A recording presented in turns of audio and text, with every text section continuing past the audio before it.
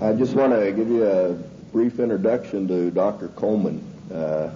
I've been studying this for a long time and seeing what's happened to our country, and it's kind of sad in this country that you have to come to a meeting on Saturday morning to get the truth. You can't turn on the television because you sure don't get the truth there. So we sure appreciate everybody coming out. But in order to do that, I ran across Dr. Coleman's work.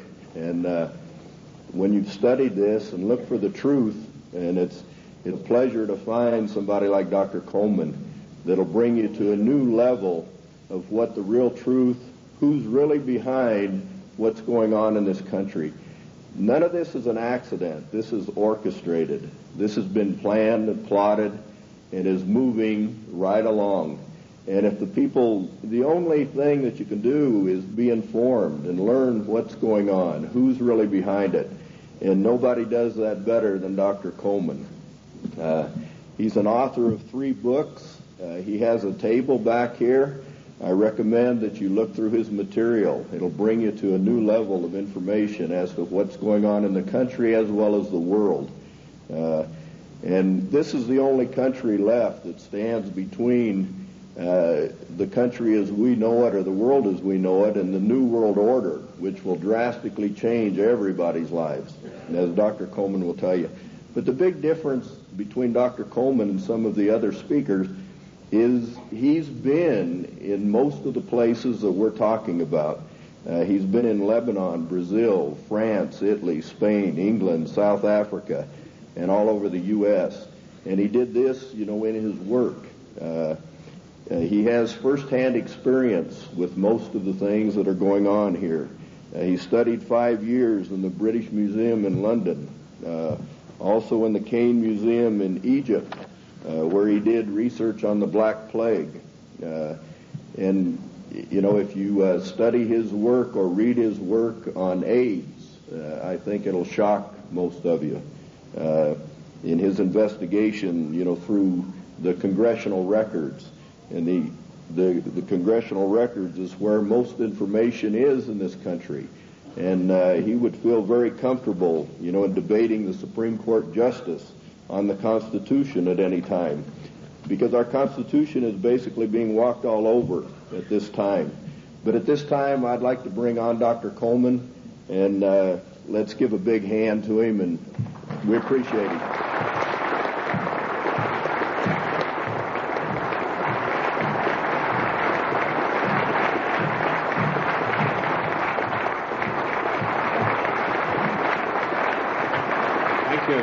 Thank you. Ladies and gentlemen, thank you for that great welcome. It's indeed a great pleasure for me to be among you here this morning. Looking at all these big fellows around the place, I feel a little small in stature, but I would remind you what Wellington told the German General Blücher at Waterloo when he rode up to inspect Wellington's troops. He saw the Scotch and the Irish Guards on the hillside. He rode through them and he turned to Wellington and said, "They're rather small, aren't they?" And Wellington said, "Yes, but they don't run away."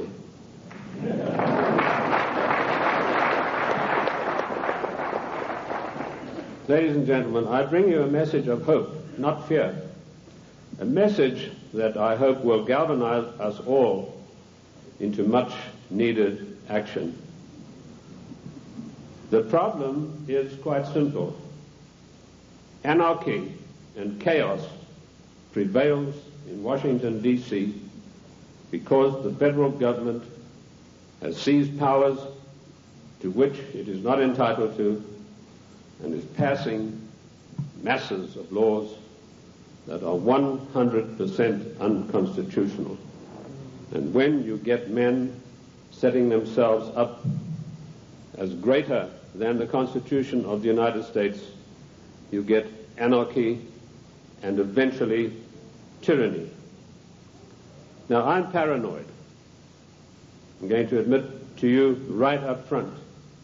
But let me tell you what the real meaning of the word paranoid is. It is a man or a person who has the ability to link events that seemingly are not connected. That is the true meaning of paranoia, or being paranoid. Of course, it's been used by our enemies the socialists, the Marxists, the liberals, the so-called progressives, to smear us. How many times haven't I heard it said of me, that fellow's paranoid? Yes, I'm glad to admit it, because I have the ability to connect events that are seemingly unconnected. And when you do that, you begin to arrive at the truth. It's taken me 25 years to come to the conclusions that I have come to. And I want to tell you that one of the biggest things I discovered in my work was the existence of a supranational committee composed of 300 men. I came across this quite by accident when I was serving in Africa, in Angola, and I was given a series of documents which were only supposed to be handed in to top-level people. They were what we called above the top level of classification of intelligence documents. And there I discovered that whilst I thought I was in Africa fighting against the invasion of the communists, I was in fact fighting to introduce socialist regimes in the black African countries, and that I was actually working for a committee called the Committee of 300, also known in intelligence circles as the Olympians. I'll stop right there, and I want to digress for a moment and tell you the word intelligence has been bandied around a great deal in the United States. I've seen people writing this and that and the other intelligence newsletter. They really have no experience whatsoever. In 1986, I wrote a work called Mind Control, Metaphysics, Extremely Low Frequency Radiation, and Weather Modifications. And in that work, July the 8th, 1986, I said that the top-level intelligence organization in the United States was the National Reconnaissance Office, far bigger than the CIA and any of the other intelligence agencies. And by the way, we have about 10 different ones in the United States. And I even had the audacity to give the address of this organization. 3 weeks ago, Mr. Sam Donaldson, the gentleman who wears that beautiful toupee so effectively, he came on with a program in prime time, and he said, this is one of the biggest scoops that ABC has ever had. And he told about the National Reconnaissance Organization. The exact same thing that I published 8 years earlier. I tell you this to set the stage so that you'll understand I do have some experience and that I know that of which I speak. You know, the American people are somewhat like the Irish. I'm sure you've heard the story of the Irishman who got shipwrecked, and after many days he was washed up on an island, and as he staggered along the beach, some people came out of the trees waving spears, and he said to them, is there a government here? And they said, yes. He said, well, then I'm against it. Liberty is based on individual freedom. We are individual people. We are not the mass, so disdainfully referred to by Karl Marx and the socialist writers. We objected to a tax of a penny a pound on tea when King George of the Venetian Party of the North, now that's probably the first time you've heard that expression. It took me 5 years of digging in the British Museum in London, which I consider to be the finest repository of knowledge in the world, to come up with that name. That was what the party of King George was called, and we'll come to the reason for that. But our colonists said, we're not going to pay this penny a pound on tea. Today, we are being driven on our knees by a tyrannical government, which is imposing all sorts of taxes upon us, and worse than that, trammeling on and tramping on the Constitution of the United States of America, which is the second greatest document in the world next to the Bible. And if we could rebel against the mighty powers of King George III, the most potent force in the world at that time. Then, ladies and gentlemen, it is time that we rebelled against a federal government that is trammeling the Constitution underfoot every day of the week.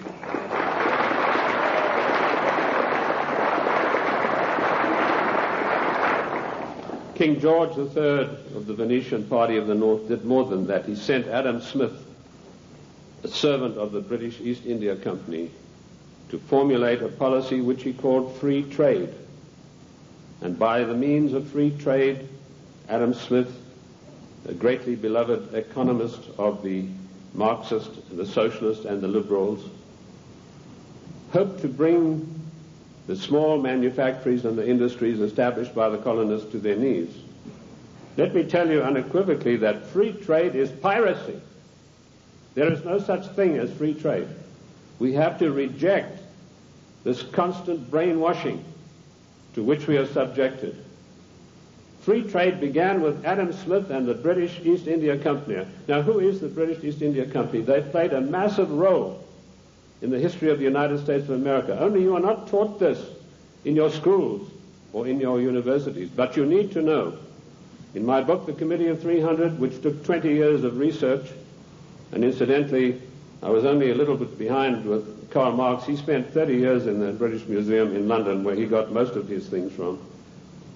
I point out that the British East India Company was the most powerful trading company in the world. They made their massive monies out of the dope trade. They first grew prime poppies in Kew Gardens in Kensington, London, got the best producing opium poppies. They then shipped them to Benares in India, where they began a massive plantation of poppies, opium-producing poppies. They then used their famous tea clippers to transport the poppies in the form of raw opium to China. And by their military force, they imposed an opium policy on China that turned the Chinese nation into a nation of addicts. And they enforced this policy, which was known to the royal family and Lord Gladstone, the Prime Minister, and every one of the lords and ladies in England. And they made a massive, huge fortune. In researching these documents in India House in London, I came across some of the manifests of the old tea clippers and the numbers of kegs of opium they carried and the values. And I totaled up these things, and I found to my astonishment that if we took 1970 as an optimum year for profits in General Motors and Ford, in 1 year, the opium trade with China was 3 times the profits of the combined profits of Ford and General Motors in 1970. And this was shared by 300 people. That was the committee that ran the British East India Company. They all had equal voting rights. They could not outvote each other, and of course they were sworn to secrecy. The descendants of the British East India Company today run the United States. And I will hope to prove my thesis as we go along. They also interfered in the development of the United States on every occasion. They armed the Indians, they armed the people against the settlers who were pushing west. They ran the Hudson's Bay Company. They also ran so-called mission stations in China and got these missionaries who were really not missionaries at all to push opium on the Chinese. And I remember a conversation with the late Gamal Abdel Nasser of Egypt, Prime Minister of Egypt, President of Egypt, and Mohammed Aikel, one of the top journalists, with Zhou Enlai. And Zhou Enlai told him, he said, you know, the Americans and the British made China a nation of opium addicts, and now with the Vietnam War, it's our turn. We are going to make the Americans a nation of opium addicts. So you can see the influence, the evil, baleful influence of the British East India Company upon the great nation of the United States of America. They were the ones who financed the war. They put up the money for the British troops to buy the Hessian mercenaries and to fight the colonists. Those brave 3%, let me remind you that only 3% of the people took arms and stood up against the mighty army of King George III. We are 3% here this morning, but that's enough for us to withstand the mighty force of the federal government of the United States of America.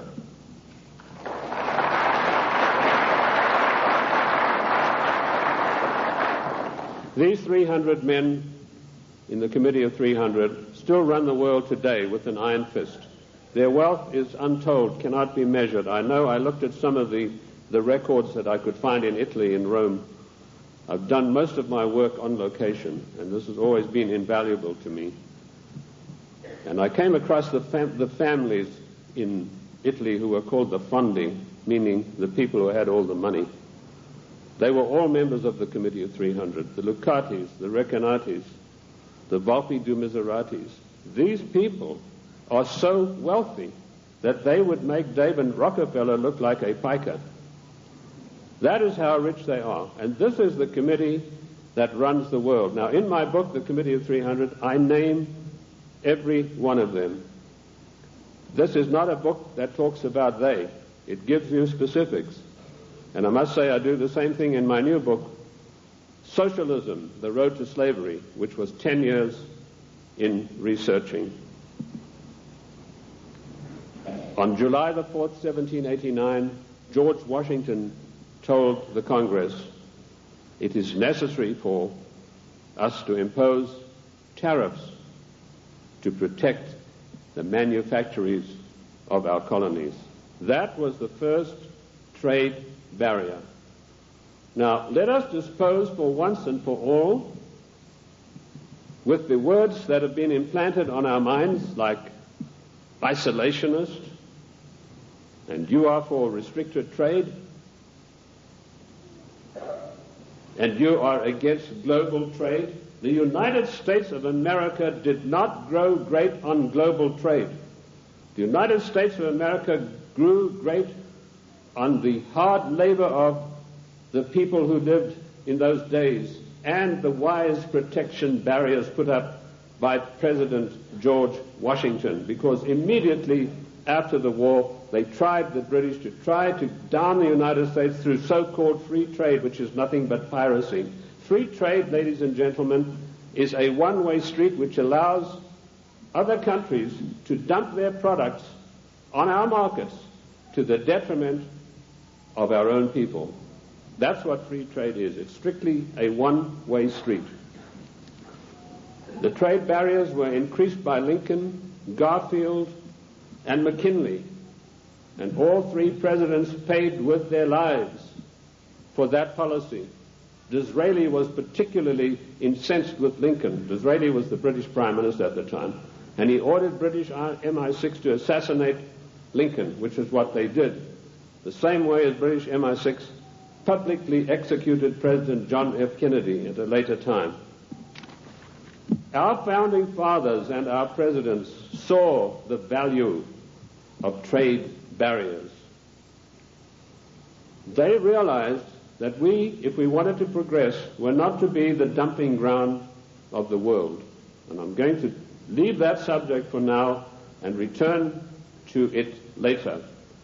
The format that I want to use this morning is the type of questions that are most often asked of me. I've spoken to hundreds of thousands of people across the United States and worldwide, and I've been on many, many radio shows, and these type of questions, we note them, and this is what comes up most of all.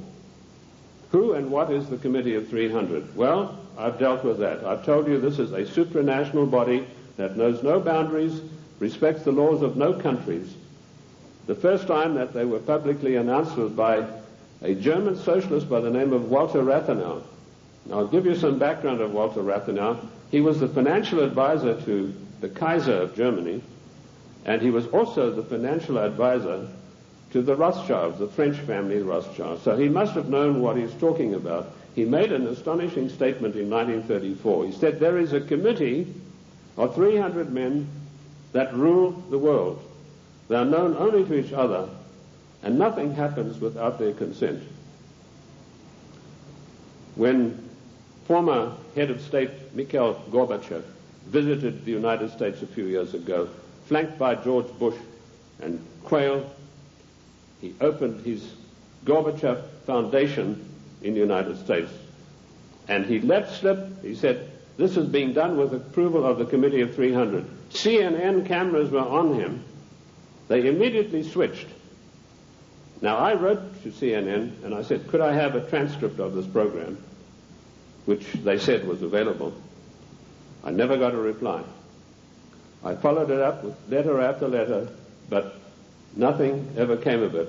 The point I'm trying to make, ladies and gentlemen, is that the federal government, the secret upper-level parallel government that runs the United States, does not want you to know that you have an upper-level parallel government that calls the shots, that dictates what is going to happen to your life and mine. So that's how I found out about the Committee of 300. The next question is, what are their goals? Their goals are a one-world government, latterly called the New World Order. The one-world government began with King George III. At the time that the colonists were brave enough to take him on, King George was already busy formulating a one-world government, and he had lined up at least 50 countries that were willing to come into this future world dictatorship with him. The goals then, very simply stated, are to make the world over into a one-world, new world order dictatorship controlled utterly and completely by this Committee of 300.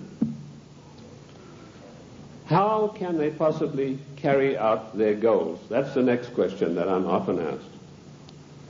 They do it by dint and by virtue of their fantastic wealth and the fact that they control thousands of the top banking institutions, the political organizations, insurance companies. In fact, one of the giant insurance companies, a man called me and said, do you mean to tell me that they are controlling the Metropolitan of New York? I said, the Metropolitan of New York is peanuts. He said, how can you say that? That's a giant American company. I said, well, compared with the Assicurenzi de Generali de Venezia, it's peanuts. That's the biggest insurance company in the world. They control in that organization everything that happens in the world in the insurance field comes out of Venice.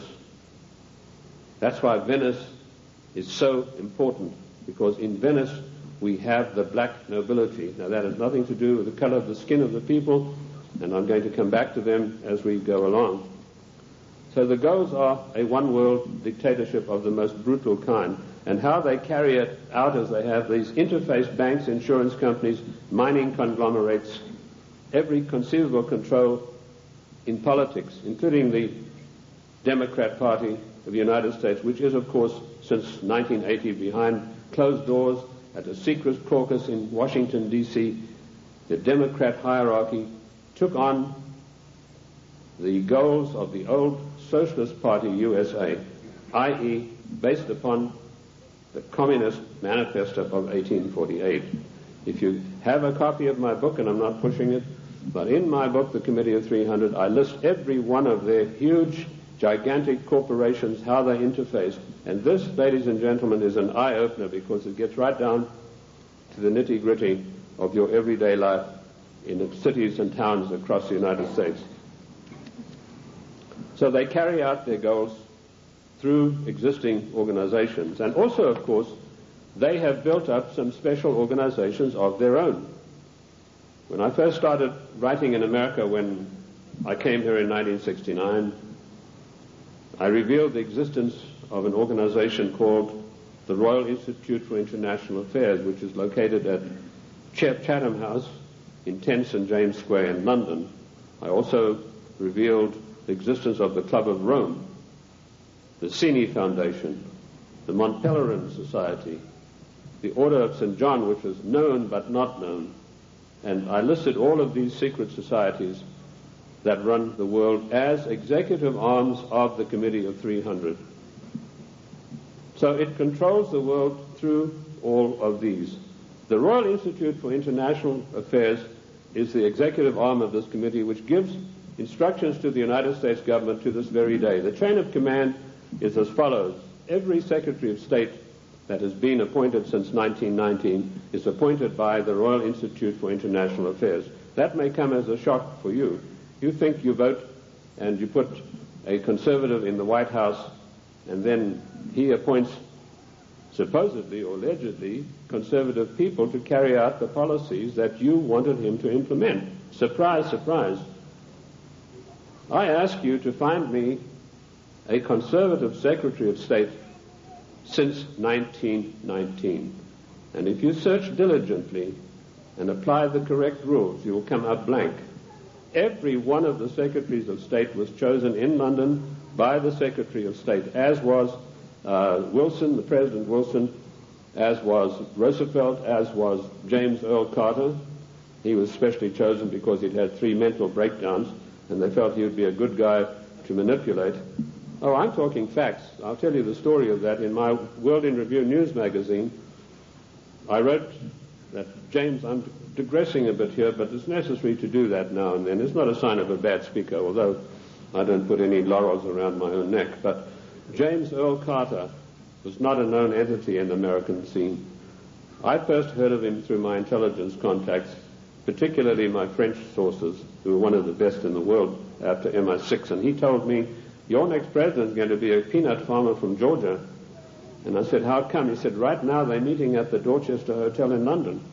And if you get your fanny over there, he said, you'll find that there's a lot of goings on you might like to look at. And lo and behold, that's what was happening. The Royal Institute for International Affairs had ordered David Rockefeller to find a candidate who was totally weak, preferably a little mentally weak.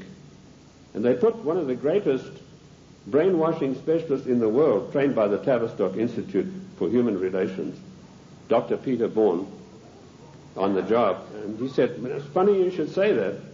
One of my patients is a guy from Georgia, James Earl Carter, and this guy can't take rejections, and he's been to me 3 times for a nervous breakdown. So they hiked Carter over to London and feted him at the Dorchester Hotel, which is a very ritzy place. And they feted him and wined and dined him. And the next thing we saw, Time, Newsweek, every newspaper in the country, James Earl Carter. Now we, in our little magazine, World in Review, we told those of our subscribers, this man is your next president.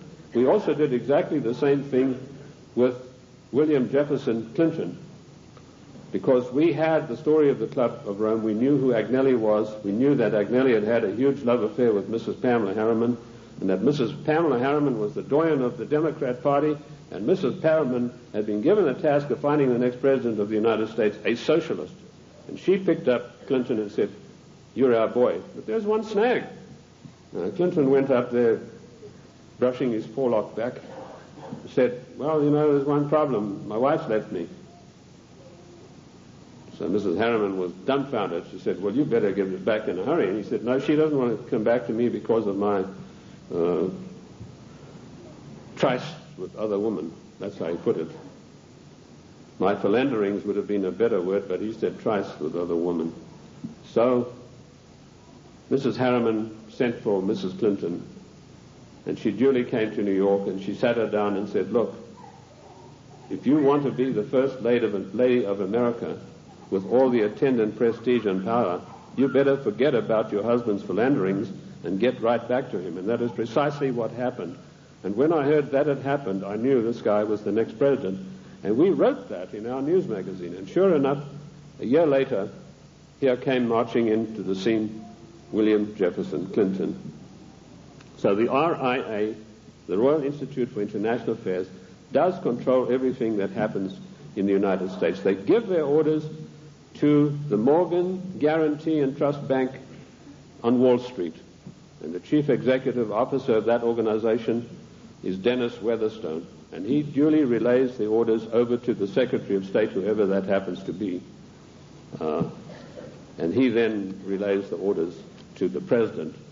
There was one exception to this, and that was during the illegal, 100% unconstitutional Gulf War.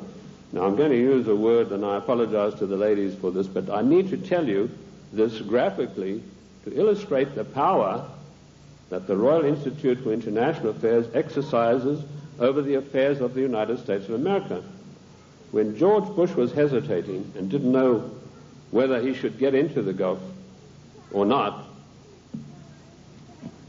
the Prime Minister of Britain, Mrs. Margaret Thatcher, came over to the Committee of 300's headquarters at the Aspen Institute, Colorado, and this is the phone call that she had with George Bush. She said, "George, this is Margaret. Apologies to you, ladies president. Get your ass up here. I've got some orders for you about the Gulf War." And Bush went scurrying up there like a little messenger boy.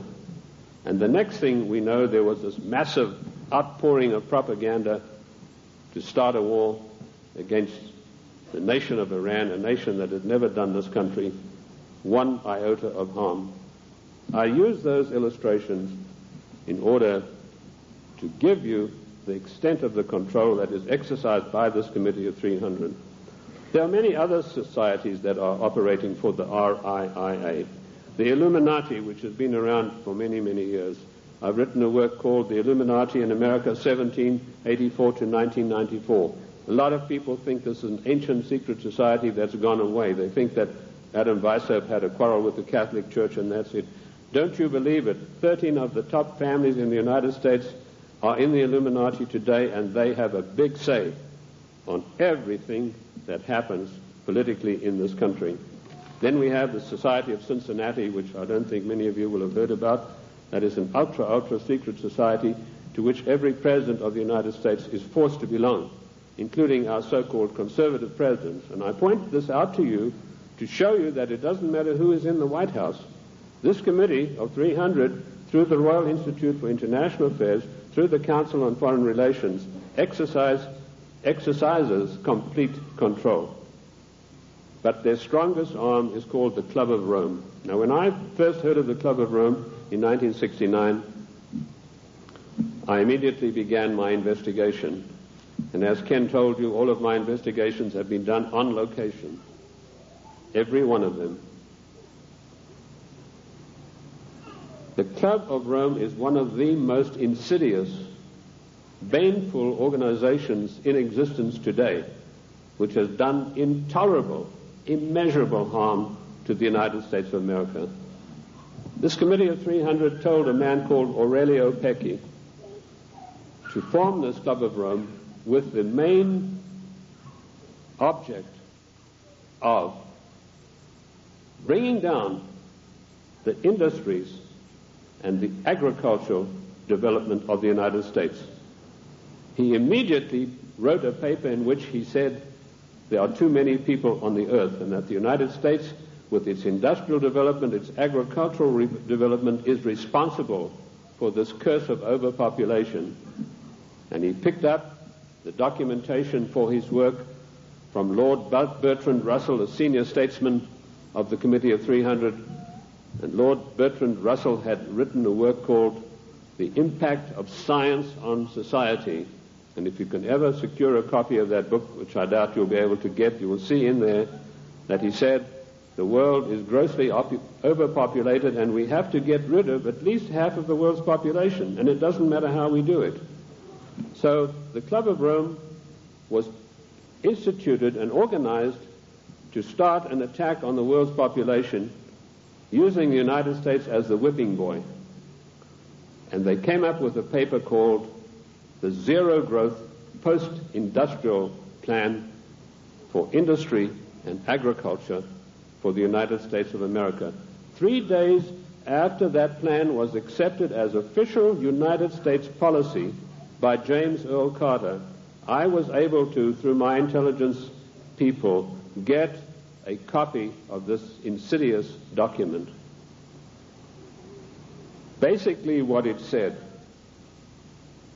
was that the middle class in the United States of America had to be destroyed because in the coming push to a world order, the middle class would be the stumbling block, because history had shown that the peasant class in ancient days, when they had revolted, were just easily crushed. There was no resistance. But now had grown a new super class of people in the United States called the middle class, who had long-term employment, who had job security, who were well paid, who could afford to buy the products that were made by the United States and didn't need to buy products from China or anywhere else. And the Club of Rome post-industrial zero-growth paper said, this has got to stop. We have to bring down the middle class of the United States. And the way that we will do this, the way that we will accomplish this task, is by crushing their industries. In 1980, based on this report, I wrote a small work, a booklet, called The Death of the United States Steel Industry. And in that I told of a French aristocrat by the name of Etienne d'Avignon, and I'm sure there's not a single steel worker in America out of a job who's ever heard of this man's name. But they put this aristocrat onto the job of destroying first the steel industry. In my book in 1980, I said that by 1985 we would have silent blast furnaces. The rolling mills would be stopped. There would be no more shipbuilding.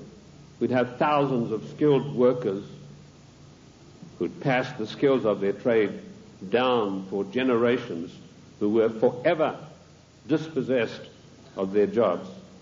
If you go to the northeast United States today, ladies and gentlemen, and I've just been up in Cleveland where I had a very good radio address I gave there, you will find that what I said in 1980 has unhappily come to pass. In 1970, the United States had 5,000 ships built by good United States know-how, using good United States steel. 5,000 ships sailing the high seas. Last year, we had exactly 270 such ships,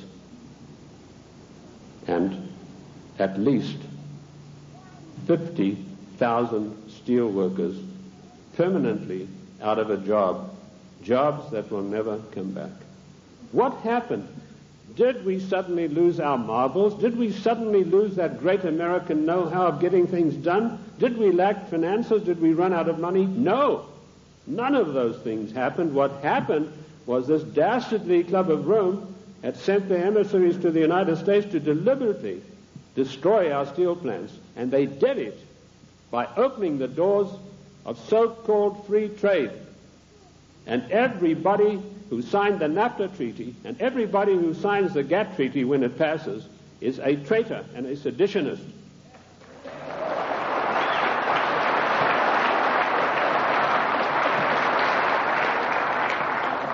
Our mighty steel industry is destroyed. Our shipyards are silent. Our skilled workers are permanently without a job. And if you don't believe me, get the report of the Club of Rome. You know, when I came out in 1969 with my report on the Club of Rome, nobody had ever heard of it. And people, when they got it, said, "Oh, this guy's paranoid. There's no such organization. It's probably something to do with the Catholic Church." Well, surprise, surprise, 25 years later, last year, the Club of Rome celebrated its anniversary, and Alexander King, its chairman, stated, the American people henceforth must get used to the idea that they will never, ever again in their lifetime have full employment. What a scandalous thing that our government is fully cooperating with this organization built up by the Royal Institute for International Affairs to destroy the middle class of the United States and to add to the policies of global genocide. And that brings me to the next question. What is the Global 2000? Once again, when I heard about this policy, it was 3 days after it had been accepted by the United States government as its official policy. And the Global 2000 was a blueprint for mass genocide produced by the Club of Rome. Basically, what the Global 2000 calls for is the destruction of half of the world's population by the year 2050. Hence the title 2000. They built a case based on Bertrand Russell and H.G. Wells' findings that the world was going to be overpopulated, would be a terrible place to live in. That was picked up by a fellow called Robert Strange McNamara, and a stranger individual you're not likely to meet in this world. And this Miller had a conference of all the leading bankers about 12 years ago, and he said the biggest menace facing the world today is the American middle class and overpopulation. He linked the two together. And he said, by the year 2050, this is the state of the world. All of these unfed, unwashed people, no jobs. He said, do we want to live in a world like that? So the Global 2000 was a genocidal plan to take care of the people of the United States who don't have any jobs and who, like Alexander King said, are never going to get their jobs back, and the masses of people in other nations. That is why we had the sudden appearance of AIDS. When I was in the service, I was told there's a CAB experiment, that's chemical and bacteriological warfare experiment, going on in Sierra Leone, in Africa.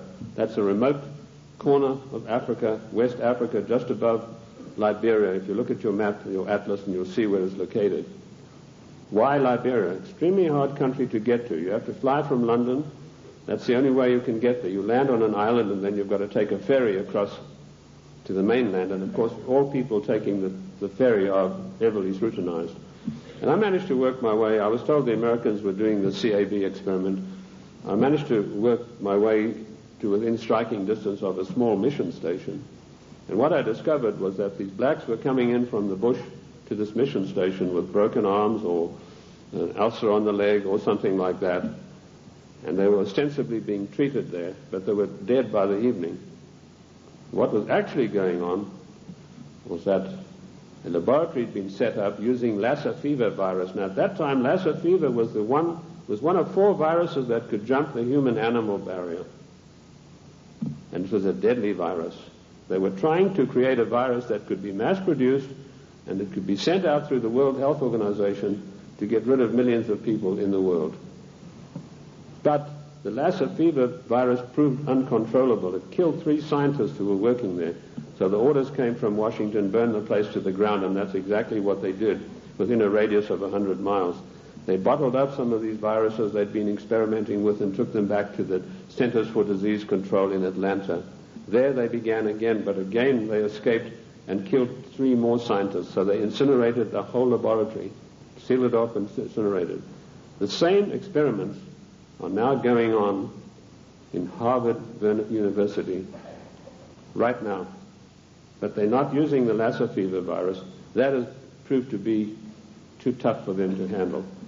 Instead, the United States government gave millions of dollars to the United States military chemical and bacteriological warfare establishment at Fort Detrick, and they began experimenting with the AIDS virus.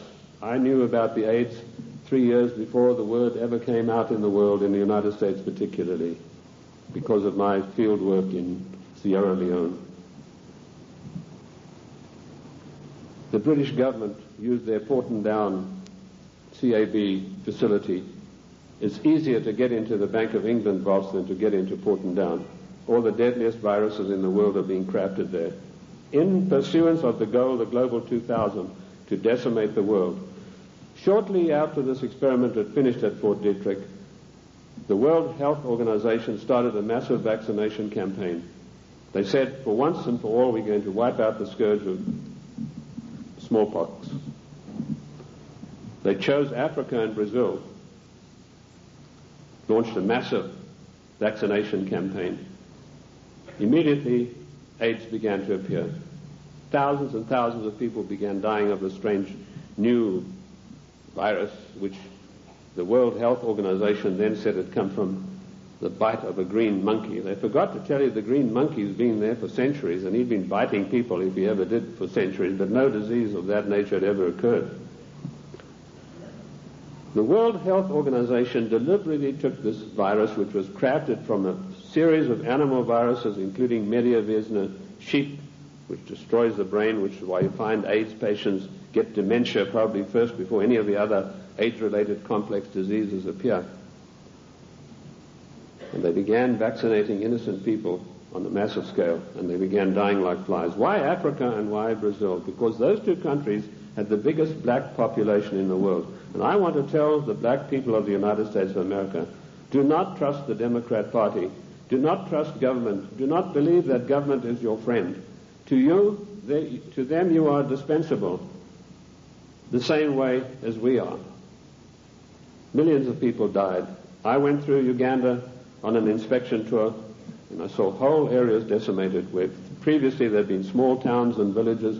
There was not a living soul in sight. And that is going on today. The AIDS epidemic is completely out of hand. It swept the world. It's been swept under the carpet in the United States of America. We were told that this is a disease which is passed by homosexuals. True enough, but that's not the primary cause of it. This is a crafted virus that was spread throughout the world to decimate the population. Coming behind them, and we reported this about 2 years ago in our World in Review news magazine, is the Vibro 19 cholera virus, a deadly killer. You get this cholera in the morning. If it's not immediately treated with massive doses of expensive antibiotics, you'll be dead in a day and a half. This epidemic swept India, carrying away millions of people. I don't know if you've heard of it in the press. I doubt it. Behind that is a deadly strain of malaria, and some of our forces in Somalia contracted this disease, a strain of malaria which acts almost like the HIV virus. It attacks the human immune system. And behind that, the Black Plague. Now, you've had some experience with Black Plague recently. Experiments were conducted in this area and in California with the Black Plague, distributing them, these plague viruses, to definitive areas by means of enfolded scalar waves using extremely low frequency radiation, which was a warfare technique developed in 1934 by the great Soviet virologist V.A. Gertchev. This is not Buck Rogers stuff, ladies and gentlemen. This is today's deadly truth. So some of the Indian reservations were targeted, and all of a sudden they began dying of Black Plague. And then we were told, well, the harvest mouse droppings are responsible. Well, the harvest mouse has been doing his droppings for centuries, but none of them got the Black Plague before that. But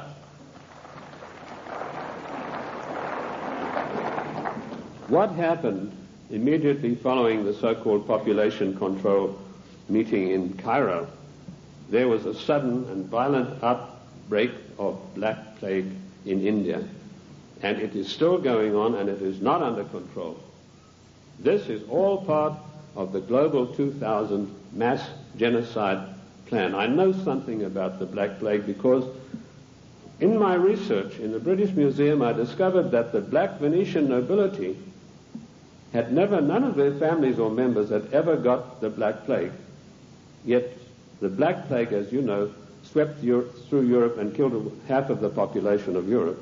But none of their families ever got it. So I began seeking for the answers, and I found them in the Cairo Museum. So people said, well, how come, if these things are true, how are they going to protect themselves? They being the Committee of 300, their servants and their families, they have the means of protecting themselves by certain types of herbal compounds mixed with sugar. And they also have, of course, the protection of extremely low-frequency radiation, where using the technology developed by the great virologist Gertchev, who proved that every living thing on this earth has a vibratory cycle, and he was able to measure the vibratory cycle of various deadly viruses, and by vibrating them double their cycle, he would kill them instantly. So that's one of the defensive weapons that these people have got that will kill the plague if they ever get it. The same technique, of course, will kill cancer cells. But the medical profession, run by the Rockefeller family and all the pharmaceutical companies, do not want you to know this, because when you go into the doctor, he's going to write you a prescription for a chemical drug. There's no chemical drug benefit out of extremely low-frequency radiation vibration. No profit to these people. So that's the Global 2000. Decimate the world's population and particularly hit hard the United States middle class. How are they financing all of this stuff? They're financing it through the Fondi, who I mentioned to you earlier, the Venetian black nobility. Now, why are they called the black nobility? They're called that because of the vileness and the evilness of their deeds. These families date back to the 11th centuries, the Locatis, the Recanati. They were called, and the Guelphs, by the way, I'll come to them, they're particularly interesting. They were called that because of the evilness of their deeds. They make Lucrezia Borgia look like a Sunday school teacher. They had so much money, which is the outcome of the drug trade, the years of investing, the years of gaining control of every mining, mineral, gold, oil, natural resource of the world, that they can afford to finance these things. So the black nobility are the ancient aristocrats of Venice and Genoa, and they called that because of the nature of their deeds. The black Guelphs were one of the worst of them. Now, interesting enough, the Queen of England, Queen Elizabeth II, is a Guelph. She's not a Windsor. This was a title that was evolved in 1935 by her father to put researchers off the track. I like to include myself in that category, although I wasn't doing it then. I was much too young to be doing it, but he didn't like that certain people were getting hot on the track of who this royal family actually was, and so this was put out that they are the House of Windsor. They are not. They're the House of Guelph, and it's important for us to know that, because every time there's a financial crisis, it follows a meeting of the black Guelphs upon the Royal Britannia yacht of the Queen of England, which anchors off the coast of Venice, and all the world bankers meet over there and say, now this is what we're going to do to country X, this is how we're going to control this worldwide situation, and then they go off and give their orders to everybody. So that is the way it is done. I told you earlier that they controlled the United States. Even in the days of President Lincoln, they had him assassinated on the orders of Disraeli, and they then, of course, in later years, were able to elect one of the worst socialists we've ever had the misfortune to suffer under, Woodrow Wilson. Wilson was elected by a ploy. Of course, they got Teddy Roosevelt and the Bull Moose Party running as a supposedly third candidate to siphon votes off so that Wilson could be elected as a socialist president. Now, our eyes have been fixed on Moscow. We've been led down the garden path, ladies and gentlemen. All of the time we've been looking at Moscow, and we've been told what demons they are in Moscow. Rightly so. But all the time this was going on, the Trojan horse of socialism in Washington, D.C. has been stealing our country away from us. And in my book, Socialism, The Road to Slavery, I give you a full and factual description of exactly how this was done.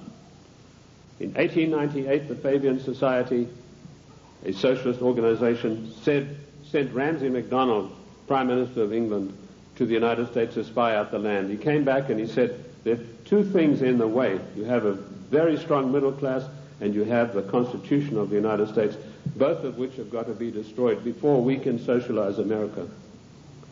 The first step they took was getting a socialist president in office in the form of Woodrow Wilson.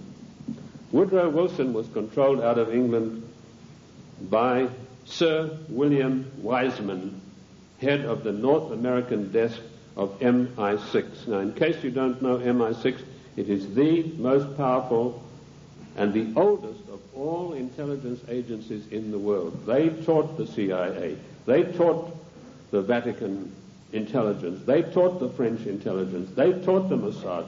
They taught the Cheka. Captain Hill of MI6 went out and set up the Mossad. And Captain Hill went to Russia and helped the Bolsheviks set up their single-cell apparatus. Sir William Wiseman was the controller of Wilson through Colonel House. Now, who is Colonel House? He was an unknown person who emerged out of Texas. His father served the Rothschilds during the Civil War, and he emerged out of the war as the only person in Texas who'd made any money. And House was sent to Washington in order to control the first socialist president, and he took his orders from Wiseman, and House lived but a few blocks away from Wilson, and above him, Wiseman had an apartment. And that type of control is not gone. It is still here to this very day, right now, as I speak to you. Other questions? Give us some examples of what you're talking. How do we know that what you're saying is true? I'll refer you to the great soldier son of the United States of America, General Douglas MacArthur, a great patriot, a great warrior, a great Christian. When Douglas MacArthur was in Korea, he and General Stratemeyer of the Air Force devised a plan that would have put China out of action for the next 50 years. He submitted this plan to Washington, an arch-socialist, one of the most vilest creatures who ever walked this earth by the name of Dean Rusk, immediately summoned the President of the United States to a meeting in Blair House. And he said, Mr. President, we have seen the plan submitted by General Douglas MacArthur, and there's no way in the world that you can allow him to implement this plan. And Truman said, why not? He said, you know very well that anything that relates to China has to be cleared by the Royal Institute for International Affairs first. And he said, they don't want you to do this. And MacArthur was not allowed to carry out his plan. And 50,000 sons, beautiful Americans, were slaughtered on the battlefields of Korea needlessly because of orders from the Royal Institute for International Affairs. And that same institute is controlling President William Jefferson Clinton to this day. MacArthur was eventually bowler-hatted on the orders of the British government. I mentioned earlier the death of John F. Kennedy. Given the methods that are well known in intelligence circles of how to get rid of bothersome people, it would have been a very simple matter to make it look as though Kennedy had died of a heart attack or some other natural cause. Instead of that, in order to warn every president that would follow in his wake, every powerful person in this country in the know, you do not kick over the traces. You obey us, or you will see what will happen to you. Kennedy was publicly and brutally executed in a plan carried out by British MI6 under the control of Sir William Stevenson and his lieutenant, a Canadian citizen by the name of Major Louis Mortimer Bloomfield. Now, you won't get that in any of the accounts of the Kennedy assassination. You'll find it in my book, The Committee of 300. You'll also find it in my monographs about the Kennedy assassination. Who are these people? Sir William Stevenson ran American intelligence throughout the Second World War out of the RCA building in New York. His second in command, a Canadian citizen, Major Louis Mortimer Bloomfield, ran Division 5 of the FBI counterintelligence. You want examples of how Britain controls this country?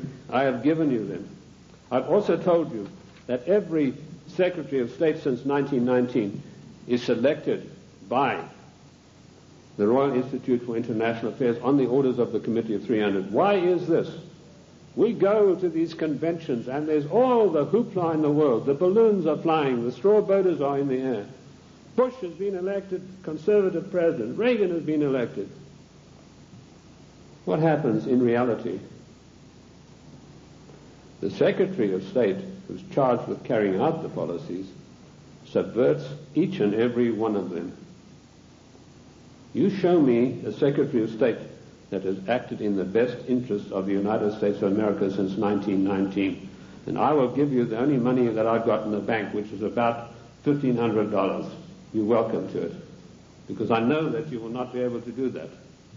Every Secretary of State has subverted and acted in a treasonable manner towards the people of this great country.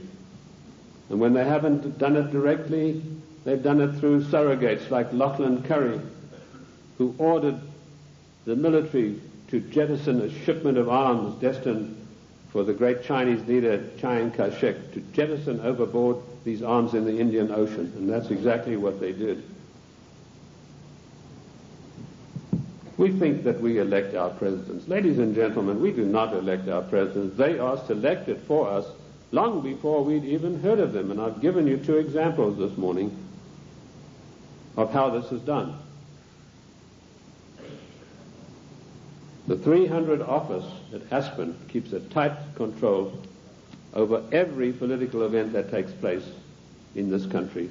And it was this office, through Margaret Thatcher, that ordered President Bush to violate the Constitution of the United States of America and to violate his own personal oath to uphold the laws of the United States by sending our troops to the Gulf War against Iraq, a nation that had never done us any harm.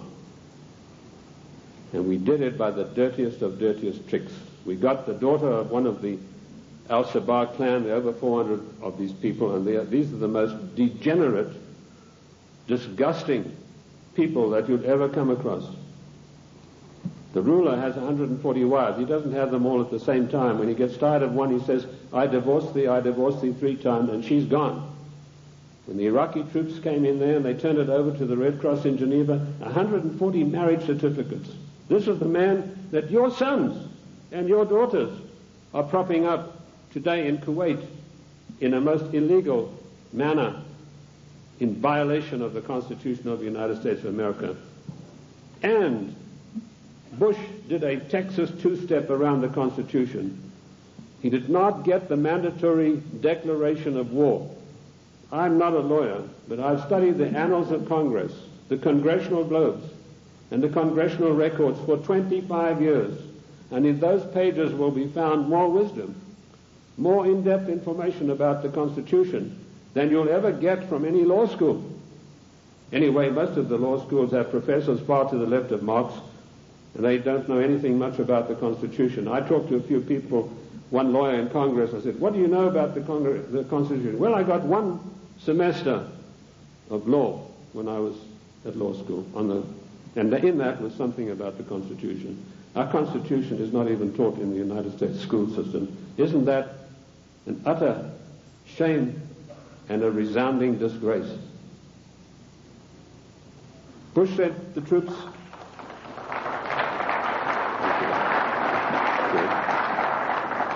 Bush did not get a constitutional declaration of war. This is a very difficult area of the Constitution. It's probably one of the most complex areas of the Constitution. It's a 5-step process that involves both houses making separate declarations, then joint declarations, then the army has to be informed, and then the public has to be informed, and then we have to be told whether this is a private war or a public war, i.e. whether all the armed forces are going to be employed or only one branch. In so-called police actions, the President has 45 days to use only one branch of the service. Bush violated his oath of office by going to the United Nations, to which we do not belong, and getting them to give him a so-called color so that he could send our troops to the Gulf. Our troops to this day are in the Gulf illegally, in violation of the Constitution of America, and we're still paying for it.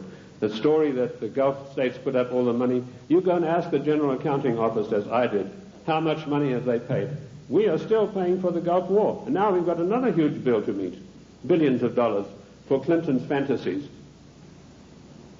to go out there and support this disgusting Al-Shabaab clan. I don't know if you know the story of Kuwait. It's really a horrendous one. I don't want to get into that too much, but that land was stolen from the Iraqi people by the British imperialists. They came in and drew a line through the sand right through the middle of the most important oil fields that had just been discovered, the Rumelia oil fields. Thenceforth, this is going to be called Kuwait. And they brought up these tame sheikhs from Bahrain and put them in as the rulers. And since then, they've been stealing the oil off Iran, and the proceeds go to the British banks in the city of London for the Committee of 300.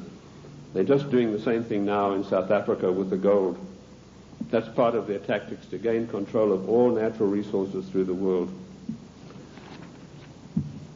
I also touched briefly on Giovanni Agnelli and Mrs. Clinton and how she had left her husband, and Pamela Harriman. Pamela Harriman, for her duties in getting Clinton elected, was given a plum job as ambassador for the United States to France. And this is what happens to the traitors. Patriots are punished and traitors are rewarded. Dennis DeConcini, who voted for the giveaway of our property in Panama and who voted for the crime bill and every other obscenity that is passed by the federal government in violation of the Constitution, he's now going to get a plum ambassadorship when he retires, on top of his huge pension of something like $200,000 a year. I've been asked whether Clinton will stay the full term. Yes, he will.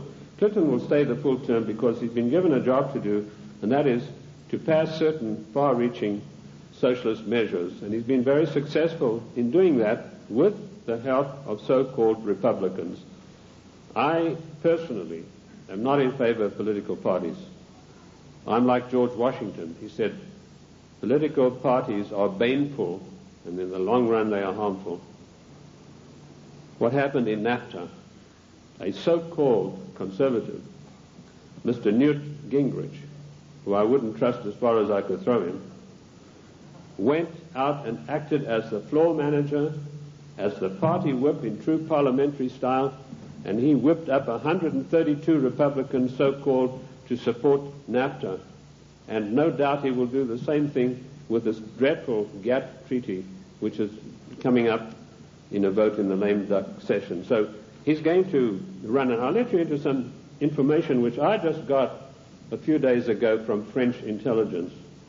Clinton would not be able to run on his record or anything that he's done or anything meritorious. So what he's done, he sent emissaries, and this is the first time you're going to hear this. You might hear it in 1996, but this is the first time you're going to hear this now. He has sent emissaries to Iran to dig and promise huge sums of money to any of the Iranians who will come up with the actual documentation of the scandal where our prisoners were kept there until Reagan was elected the president. And if he can come up with this documentation, he's going to keep them. In 1996, he's going to come out and say to America, I have here documentary proof of how bad your Republicans are, President Bush and Reagan. Look what they did. And on the strength of that, he hopes to run in 1996. That's what he's doing now. He's taking the money that he's not entitled to, and he's using it to bribe the Iranians to come up with these documents. I don't know that they will, because I think they like him even less than I do, and that's saying a lot. What is the Clinton agenda? Clinton has been instructed to socialize America, and let me tell you that the enemy in Washington is more to be feared than the enemy in Moscow. I've said this for years. What does socialism do? It forces changes upon people that they do not want and do not ask for. And we've seen how dangerous that is when we look at the programs that were supposedly programs invented by the United States government and by the presidents. A man called Stuart Chase, an arch-Fabian socialist, wrote a book called A New Deal. Frances Perkins, who was the first female socialist cabinet minister appointed in the United States in the Roosevelt administration, she got hold of a copy of this book and she ran to Roosevelt and said, look, this would be a marvelous program for you. So in the 1932 Democrat and by the way, don't call them the Democratic Party because they are not. We are a confederated republic. We are a constitutional republic.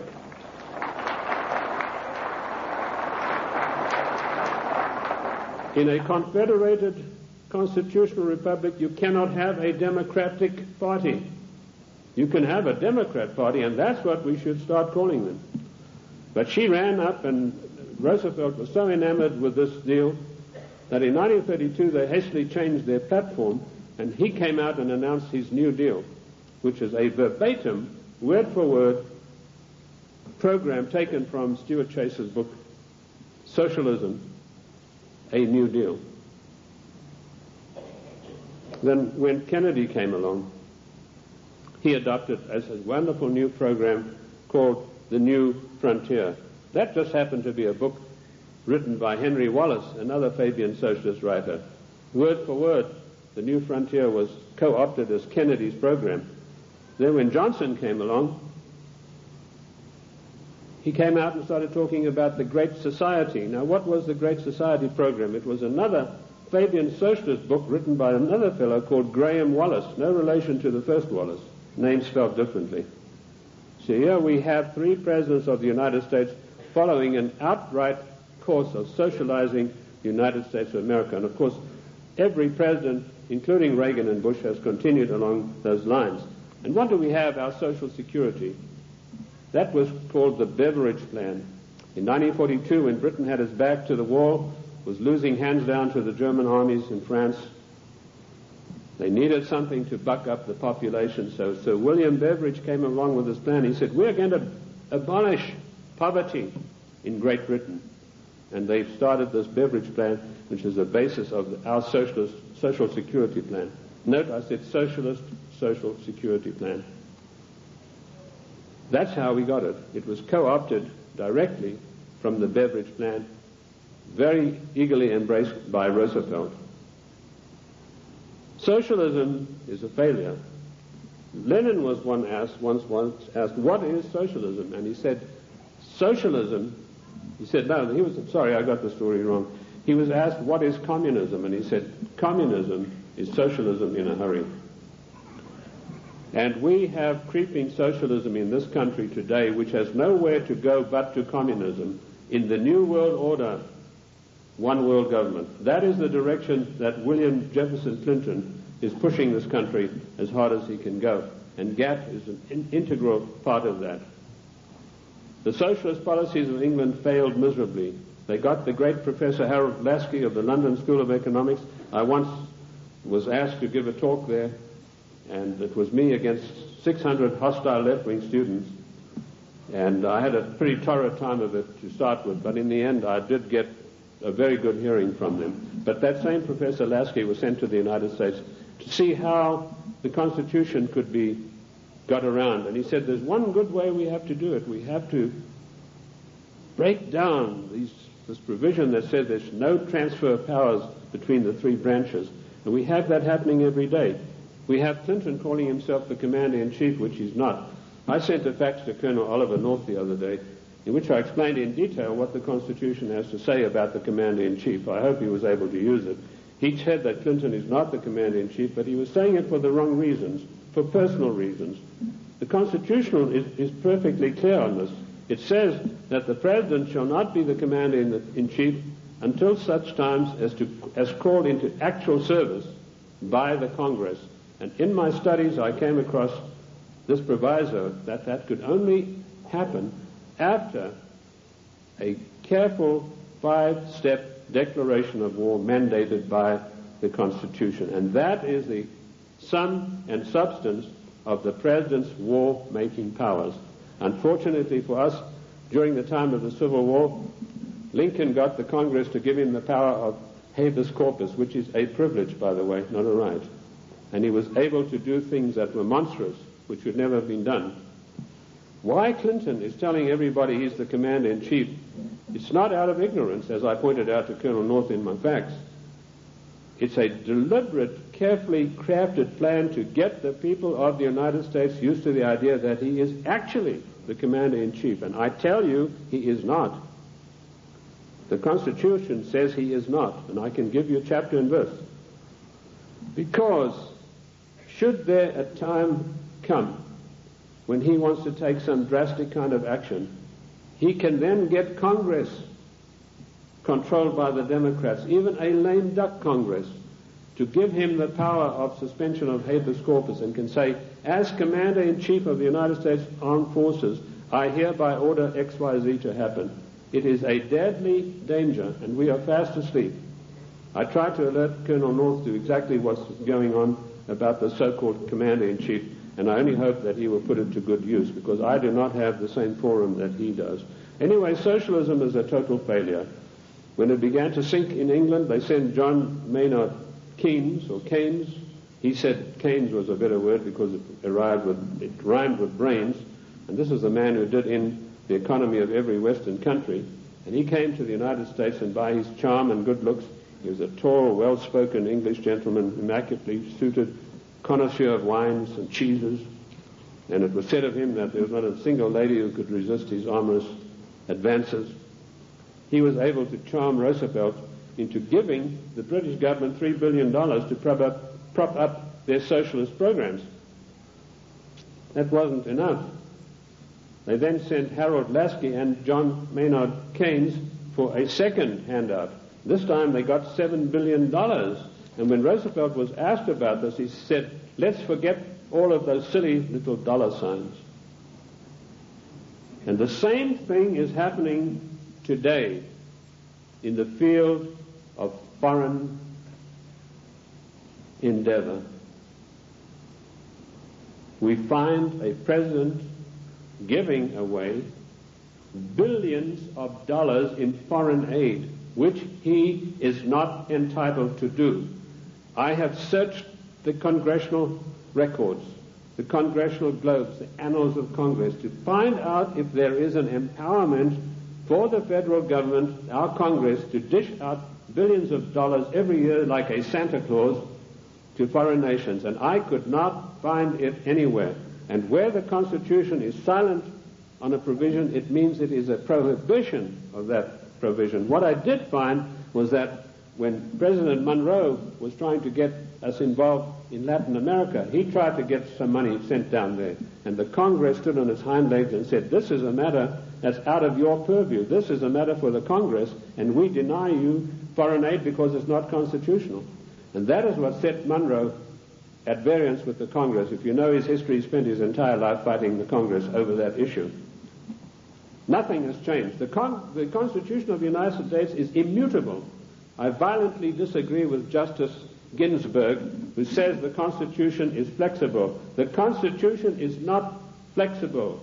Our founding fathers meant it to be an immutable document that would stand the test of the ages of time and foil people like William Jefferson Clinton and Roosevelt and every other dictator that is going to follow, unless we stand up and take back our states' rights.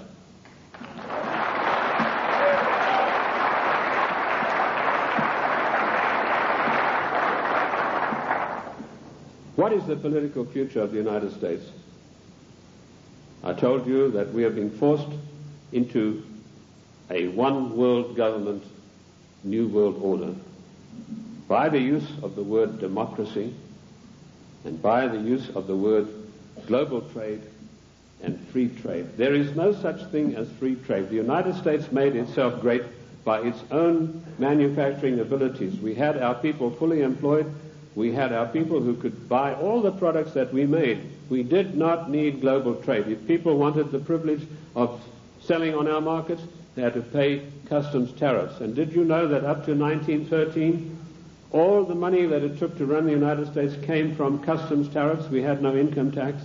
And in 1913, we had a surplus of $5 billion after all our bills were paid.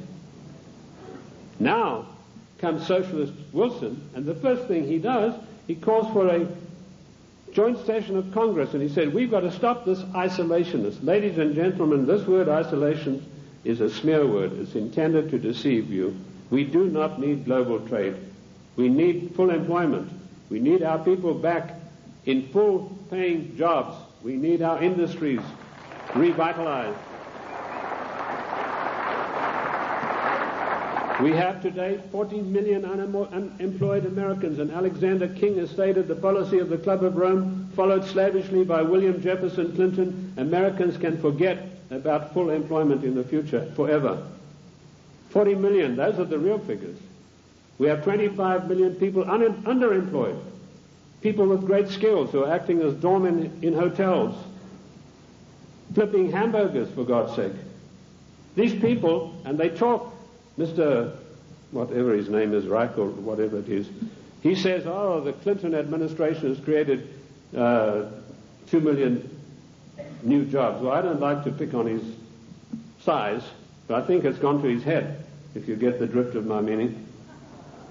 There's no 2 million jobs of any magnitude being created. He's talking about makeshift jobs. We have the biggest underpaid, underemployment class in the world today, and we have the middle class totally destroyed by the socialist administration, and Clinton is hand in glove with him and going along with him as fast as he can go. We have become the dumping ground for the world's products, and that has put our people out of jobs, reduced our standard of living, the object of the exercise being that one day we shall be no better than a third world country as far as our standard of living. Take the shoe industry. In 1950, only 4% of shoes sold in America were imported shoes. Every president that came along knocked down the tariffs against shoes, imported shoes. Today you have China, Taiwan, Malaysia. 84% of shoes sold in America come from those countries, which means a total unemployment in the shoe industry of this country of over 250,000 people. Isn't that a scandal and a disgrace? That we open our doors and allow these people who we subsidize with foreign aid to come back and dump their products and put our people out of work. In future, historians are going to say, this was the maddest nation on earth to allow this insidious war to be waged against them. And that's what it is, ladies and gentlemen. This is a war to the death for the United States of America. The only thing that is making it unrecognizable as a war, there are no big drums being beaten, there are no flags waving, but we are being insidiously destroyed in a trade war. And GATT is a coup de grace to kill off the American middle class for once and for all. And while in passing to GATT, did you know that one of the provisions, I've read the 26,000 pages of this GATT document, and I want to tell you, I don't believe a single one of our senators or our members of the House have read this document. One of the provisions that I found out is at birth, once GATT is in control, every child born in the United States will have to have an IRS number. Another thing that I found, the GATT financiers, and this is a massive bureaucracy, are going to come in and they are going to limit the type of dividends that you can earn on your investments from bonds. What happened? Immediately this news broke, the gnomes of the bond market took their money and they fled to Basel, Switzerland, and they put all their money in the Bank of International Settlements in gold, Swiss francs, and that's why you have the attack on the dollar going on today. This is a war to the death against the people of the United States. The Committee of 300 wants to reduce us through socialism into a nation no better than the third world countries. Look at this insidious GATT treaty. Do you know that the United States, the mighty United States, has one vote, the same as Kenya or Haiti? And we are going to pay 7/10 of the huge bill. And this organization is going to supplant the laws of this country. One of the provisions of the WTO is that their board will be able to go in and demand of individual states that they change their laws and take us to the courts if we don't do it. Where is the president who said he would uphold and protect the individual states and their rights to a republican form of government? This GATT treaty is one of the most insidious, unbelievable attacks on the United States that I've ever come across. Let me tell you that if the Russians were to drop a couple of nuclear bombs on Washington, and that might be such a bad thing, let me tell you that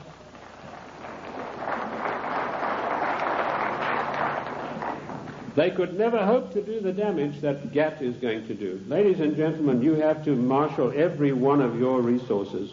This GATT treaty has got to be fully debated. Once before, twice before, we were forced by the one world government, new world order, into far-reaching situations that affected the national life and the character of our people without a national debate. The first one was the so-called United Nations question mark treaty. In 1946, this treaty was forced through the Senate by an exercise of arbitrary power. Arbitrary power is forbidden by the Constitution. Yet you have Comrade Dictator Mitchell, the leader of the Senate, saying he's going to allow about 2 days to debate GATT, which is 26,000 pages of documents. That is an exercise of arbitrary power. If we had any men of guts in the Senate, so-called conservatives, they would walk out en masse and say, we are not taking part in this effort to denigrate and destroy the Constitution of the United States of America. And you can imagine what an effect that would have.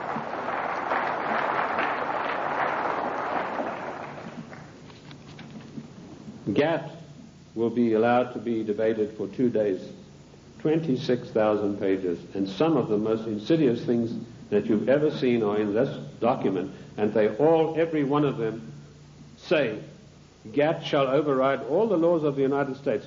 The President and our senators and our House members are supposed to uphold the law of the United States. If they sign GATT, they're guilty of sedition and treason. Period. That's it.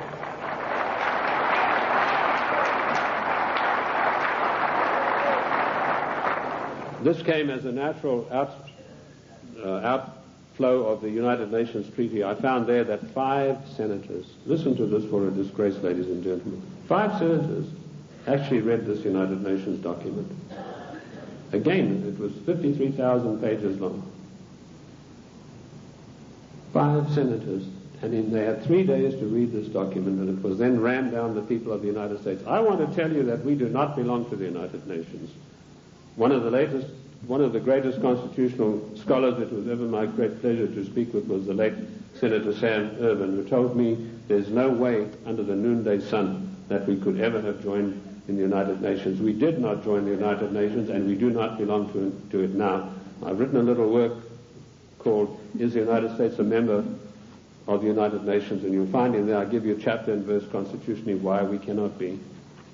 1965 we had another national calamity without a national debate. The Democrats reformed immigration.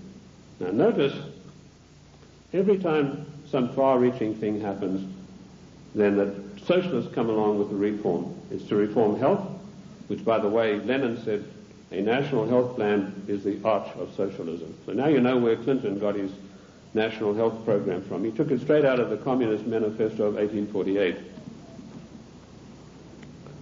They were not satisfied with immigration as it was. The bulk of the people came from those who were related to the Jeffersons, the George Washingtons, the Davy Crockett's. They were not satisfied with that. Without a national debate, without asking the people of this country by your leave, the Democrats in 1965 forced through an Immigration Reform Act that totally changed the face of the United States and will totally change us. And one of the architects of that was the same Dean Rusk, the swine who stopped MacArthur from bombing the Chinese back to the Stone Age, and, of course, Nicholas Katzenbach. I want to give you some statistics. Now, people have accused me, they said, you are a racist. First of all, the word racist is a very modern smear word. If you look in the dictionaries in 1919 onwards, it did not exist. What they really mean to say is you are a racialist, i.e. a person who is proud of your race. I'm not saying this against any group, any nationality. I want to show you how the socialists, without our permission, without a national agenda, without a national debate, will change the face of the United States. In 1984, the people from traditional immigration stock made up 74% of the total population. By the year 2080, less than 100 years from now, we will make up 39.5% of the population. And it goes on. The Hispanics were 9.4 in 1980. They'll be 15.4. The Asians, 2.4, will be 13.3 of the population. In other words, the traditional Americans of the Davy Crockett, George Washington, the people Monroe said would make a real contribution to America, will be in the distinct minority. And this is thanks to the Democrat Party, who in 1965, without by your leave of the people, changed the rules. And now they've got us blindsided by concentrating on illegal immigration. Illegal immigration is nothing. That's a small problem. The legal immigration that was authorized in 1965 without your permission, that's where the big problem lies. These statistics were provided to me by a man called Lee Bouvier, who was one of the leading advisors to a former INS official. And of course we know that abortion is another way in which the population is being diminished. I have challenged judges all across the country to show me in the United States Constitution, where is there provision for abortion? And I've yet to see. Oh, they say in the Fourth Amendment. Don't you believe it? The Fourth Amendment has nothing to do. It doesn't mention the word abortion. And where a word is not mentioned in the Constitution, it is a prohibition of that word. There's no such thing as free choice. This is a communist doctrine brought to this country by a woman called Madame Calonte. Madame Calonte you've probably never heard of, but she is the inventor, the author and the finisher of NOW and NARL and abortion. It's all in my book, Socialism, The Road to Slavery. Where do we stand now? I told you that we're in danger because the separation of powers mandated by the Constitution are being broken up every day. You now have the idiocy of Clinton having line item veto. That means if he doesn't like something, he can go and veto just that line that he doesn't like. That is breaking down the separation of powers forbidden by the Constitution. Also meddling in trade. The President has no right to be meddling in any treaty whatsoever. That is strictly for the House according to the Constitution of the United States. And I dealt with the Commander-in-Chief situation already. We need to understand the seriousness of the Commander-in-Chief. Lincoln said that if we allow this title, he said, we are then putting presidents where kings stood. And he said one of the most hated powers of kings was their ability to make war at any whim that came to their mind. And if we do not stop this Commander-in-Chief nonsense with Clinton, that's where we're going to find ourselves. We are already there with Haiti, and we are already there with our troops being sent to Kuwait. I want to tell you that the cost of the Middle East peace so far, to you, the American taxpayers, is $38 billion, and the clock is still running. Jordan was given $4 billion to sign this treaty. The other nations have been guaranteed credits and all sorts of things that will bring up the total to $38 billion for this so-called peace accord in the Middle East to come about. Of course, it's doomed to failure, but that doesn't matter. In the meantime, it makes the President of the United States look good. We need to understand something. I told you today there's anarchy and chaos in Washington. That is because the United States government is a government of strictly limited empowerment. It cannot just willy-nilly go making bills. For a measure to be introduced into the House, it has to be in consonance with or in pursuance of something already in the Constitution. If it is not, it is unconstitutional. And I've looked at 3,000 bills passed in recent years, and every one of them are unconstitutional because they were new things that some lighter-than-air incendiary fairy-head liberal said, well, I'm going to introduce this into the Congress. I'm going to have this law passed, like Dinah Swinstein's 19 assault rifles banned. There's no thing in the Constitution that would allow her to do that. Specifically, the 10th Amendment is very, very precise, and I can quote you 54 instances where this is mentioned in the Annals of Congress, the Congressional Records and Globes. The 10th Amendment is a restriction on the federal government. Our founding fathers were very frightened to give unlimited powers to the federal government. Daniel Webster said we must cage them like a lion, must not give them unlimited powers. It is a government of limited powers, but particularly the 18 Amendments. And just to make sure that the federal government would understand this, in the 18th Amendment, there's a little title that's very important. It says they can only do things that are necessary and proper. And I want to ask you, is rushing our troops off to Kuwait to protect the income of the decadent Al-Sabah family, whose money goes to the Royal Institute of International Affairs banks in London, is that necessary and proper for the United States to be doing? We don't get any benefit out of that.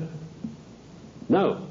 The 18th Amendment, necessary and proper. The 10th Amendment, the police powers of health, education, and police protection are entirely reserved for the states. And I can quote you 48 court cases from the Annals of Congress, from the statements made by the Founding Fathers.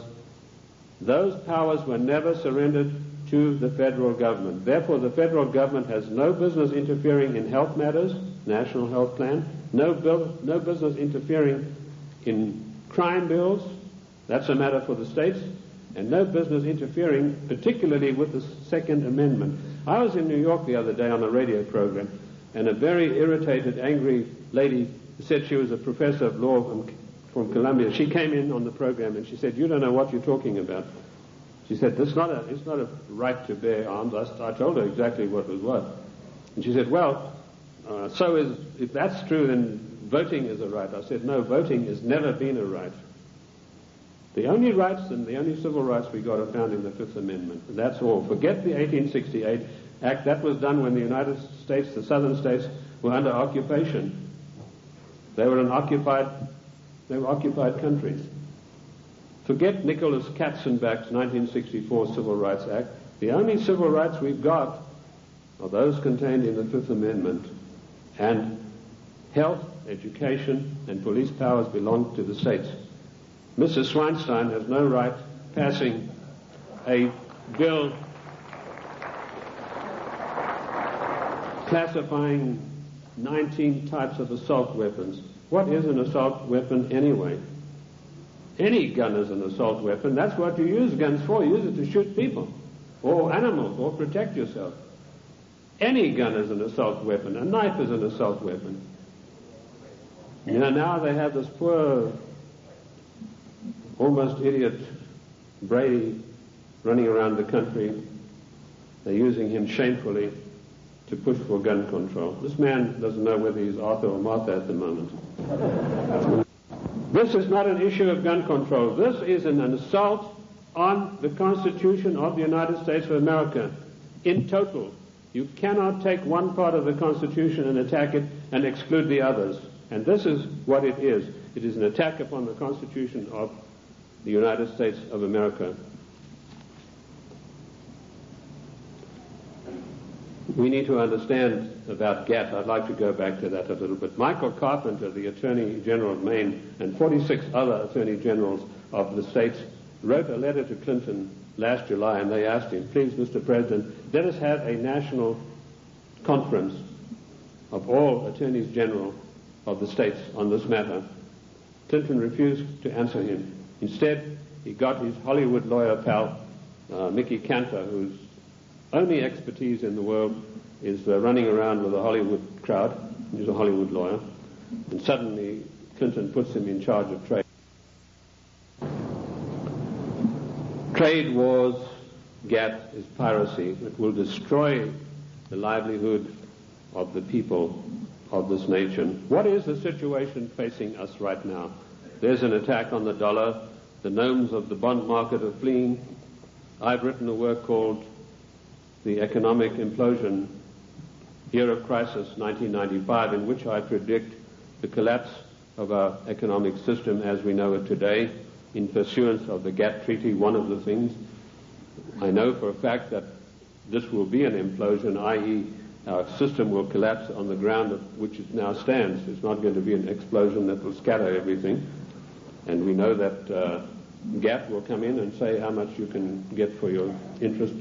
They will also put the International Monetary Fund in charge of our finances, and banking in this country will be in the control of 5 major banks. That will help to control the situation and further destabilize the country. That is the aim and object of all of this. Once a nation is destabilized, it's very easy to deal with it and push it into a socialist new world order, a one world government. Ladies and gentlemen, I want to say to you today, the time has come for us to recognize that we are 50 individual nations. We have all the rights of an individual nation. We gave only limited empowerments to the federal government. They have grossly, flagrantly violated the concord that we have with them.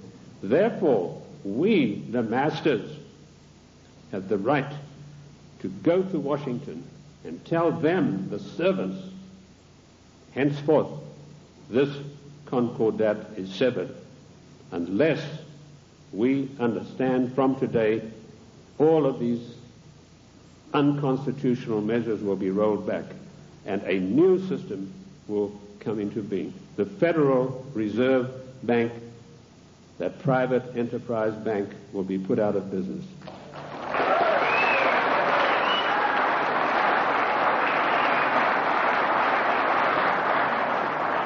Ladies and gentlemen, this is not anarchy. This is the God-given right of each of the 50 nations, of which the state of New Mexico is an individual nation. We are the only entity in the entire world that has a legal document that allows us to dissolve the federal government without resorting to violence and bloodshed.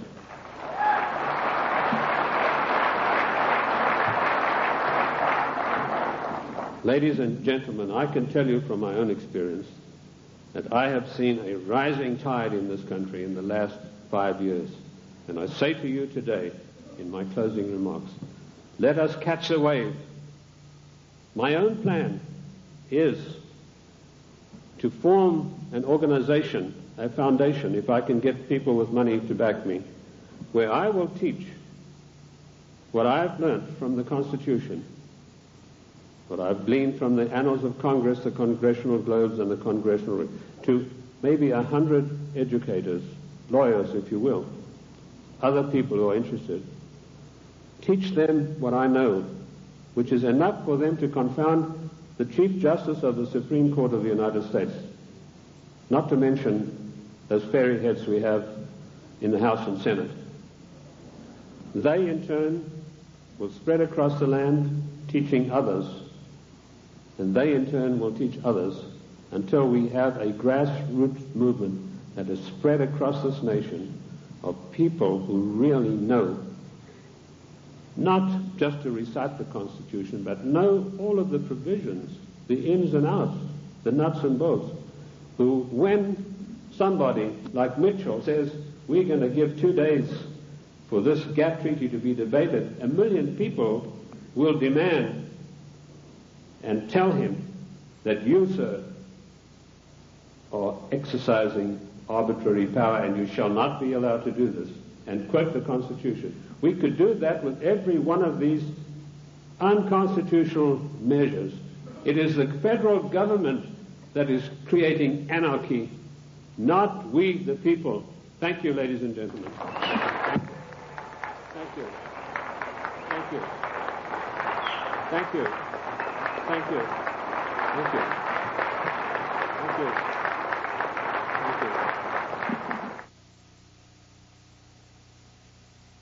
World at that time. Then, ladies and gentlemen, it is time that we rebelled against a federal government that is trammeling the Constitution underfoot every day of the week.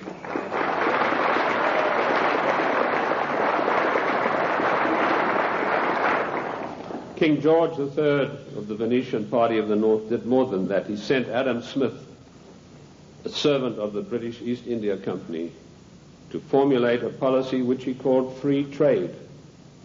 And by the means of free trade, Adam Smith, a greatly beloved economist of the Marxist, the Socialist, and the Liberals, hoped to bring the small manufactories and the industries established by the colonists to their knees. Let me tell you unequivocally that free trade is piracy. There is no such thing as free trade. We have to reject this constant brainwashing to which we are subjected. Free trade began with Adam Smith and the British East India Company. Now, who is the British East India Company? They played a massive role in the history of the United States of America. Only you are not taught this in your schools or in your universities, but you need to know. In my book, The Committee of 300, which took 20 years of research, and incidentally, I was only a little bit behind with Karl Marx. He spent 30 years in the British Museum in London, where he got most of his things from.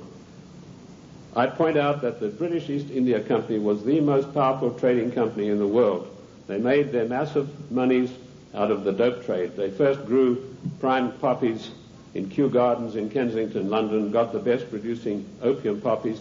They then shipped them to Benares in India, where they began a massive plantation of poppies, opium producing poppies.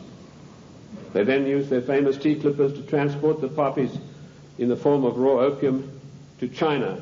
And by their military force, they imposed an opium policy on China that turned the Chinese nation into a nation of addicts. And they enforced this policy, which was known to the royal family and Lord Gladstone, the Prime Minister, and every one of the lords and ladies in England. And they made a massive, huge fortune in researching these documents in India House in London. I came across some of the manifests of the old tea clippers and the numbers of kegs of opium they carried and the values.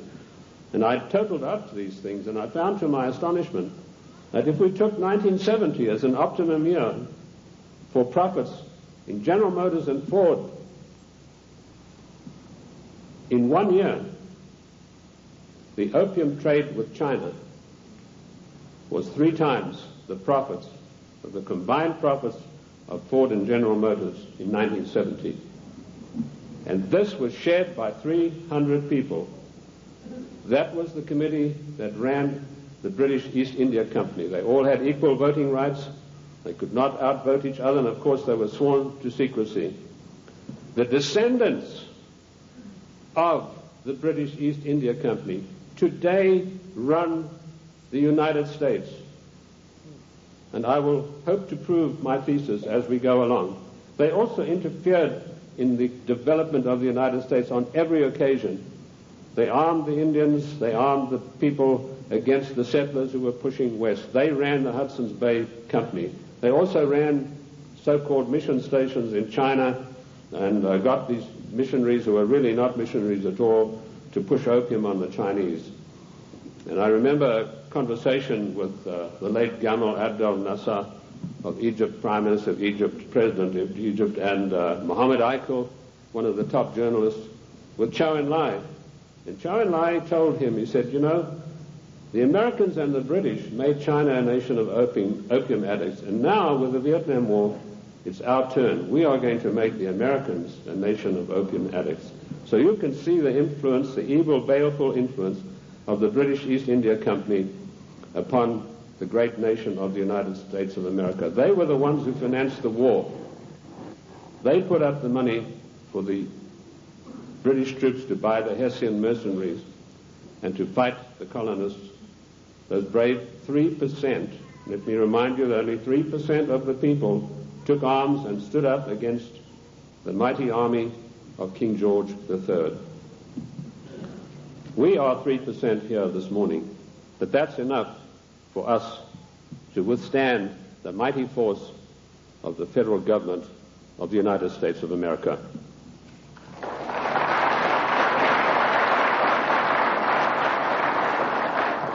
These 300 men in the Committee of 300 still run the world today with an iron fist. Their wealth is untold, cannot be measured. I know I looked at some of the records that I could find in Italy, in Rome.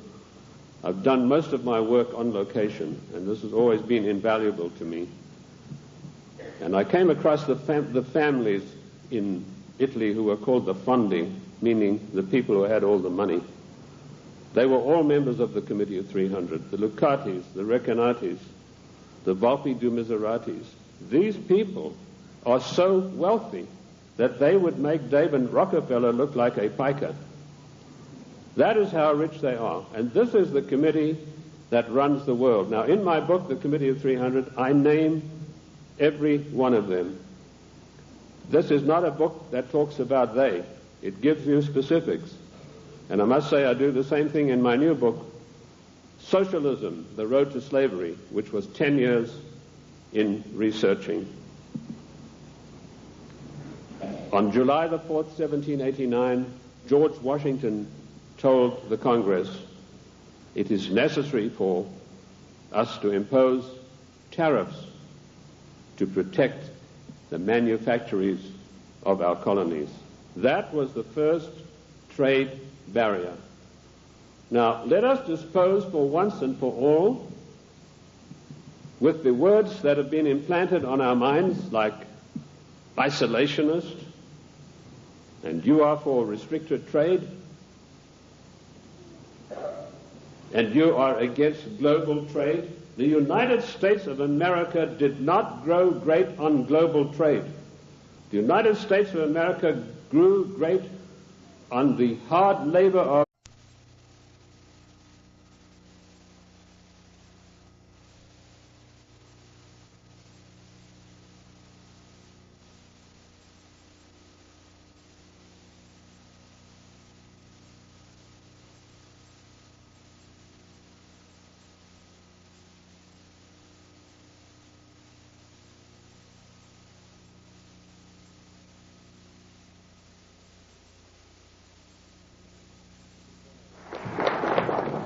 I just want to give you a brief introduction to Dr. Coleman.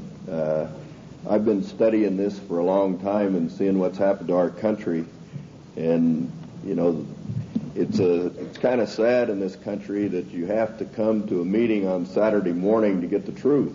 You can't turn on the television because you sure don't get the truth there. So we sure appreciate everybody coming out, but in order to do that, I ran across Dr. Coleman's work. And when you've studied this and looked for the truth, and it's a pleasure to find somebody like Dr. Coleman that'll bring you to a new level of what the real truth, who's really behind what's going on in this country. None of this is an accident. This is orchestrated. This has been planned and plotted and is moving right along. And if the only thing that you can do is be informed and learn what's going on, who's really behind it. And nobody does that better than Dr. Coleman. He's an author of 3 books. He has a table back here. I recommend that you look through his material. It'll bring you to a new level of information as to what's going on in the country as well as the world. And this is the only country left that stands between the country as we know it, or the world as we know it, and the New World Order, which will drastically change everybody's lives, as Dr. Coleman will tell you. But the big difference between Dr. Coleman and some of the other speakers is he's been in most of the places that we're talking about. He's been in Lebanon, Brazil, France, Italy, Spain, England, South Africa, and all over the U.S. And he did this, in his work. He has first-hand experience with most of the things that are going on here. He studied 5 years in the British Museum in London, also in the Cain Museum in Egypt, where he did research on the Black Plague. And, if you study his work or read his work on AIDS, I think it'll shock most of you. In his investigation, through the congressional records. And the congressional records is where most information is in this country. And he would feel very comfortable, in debating the Supreme Court justice on the Constitution at any time. Because our Constitution is basically being walked all over at this time.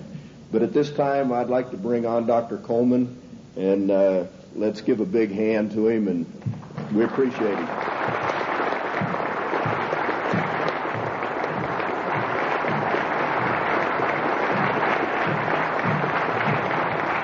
And I want to digress for a moment and tell you the word intelligence has been bandied around a great deal in the United States. I've seen people writing this and that and the other intelligence newsletter. They really have no experience whatsoever. In 1986, I wrote a work called Mind Control, Metaphysics, Extremely Low Frequency Radiation, and Weather Modifications. And in that work, July the 8th, 1986, I said that the top-level intelligence organization in the United States was the National Reconnaissance Office, far bigger than the CIA and any of the other intelligence agencies. And by the way, we have about 10 different ones in the United States. And I even had the audacity to give the address of this organization.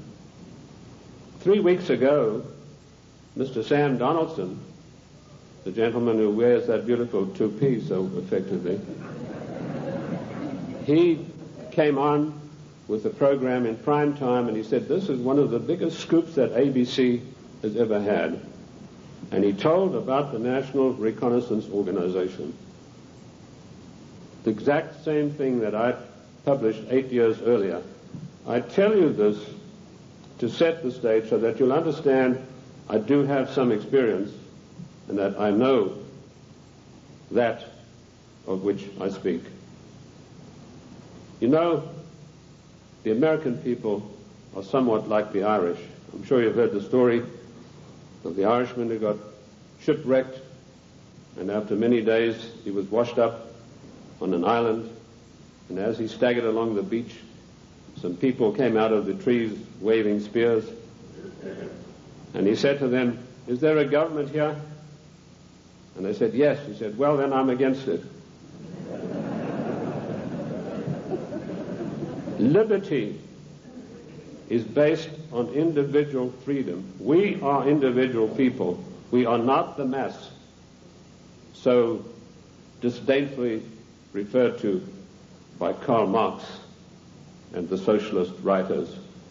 We objected to a tax of a penny a pound on tea when King George of the Venetian Party of the North, now that's probably the first time you've heard that expression.